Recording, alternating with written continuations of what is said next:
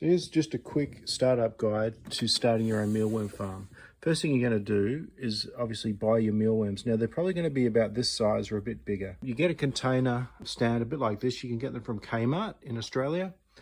And you buy bran, preferably from a farm products outlet where you can get like a big 20 kilo bag. So you put in your bran, you put in your egg container, you put in your carrots, you put in your mealworms, put the lid on, and then you just leave them.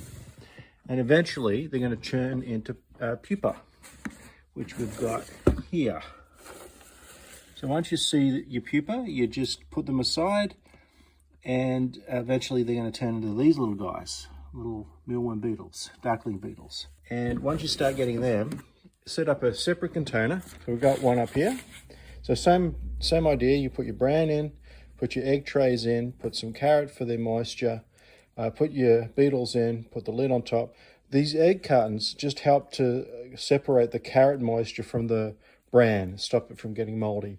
And from there, it's pretty straightforward. What I do is once a month, I move the beetles out of this bin here, and I move this bin down to the bottom.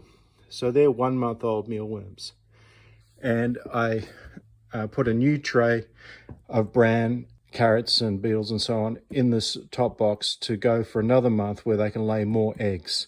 So you're going to have eggs in this bottom bin. And what I do, just in case there is some baby mealworms, I just put a tiny bit of carrot on there to allow them to find moisture if they need it. And then after a month's time, I move that up to here. And then they start to, I think you'll probably find some really small mealworms in here. Okay, and same thing, just put a little bit of carrot from time to time, and then after a month's time, move them up again. As you can see, they're starting to get bigger there, the exoskeletons that are forming here. You'll be able to maybe find some, yep, they're the mealworms moving in there. And then the next month, they're going to look like this.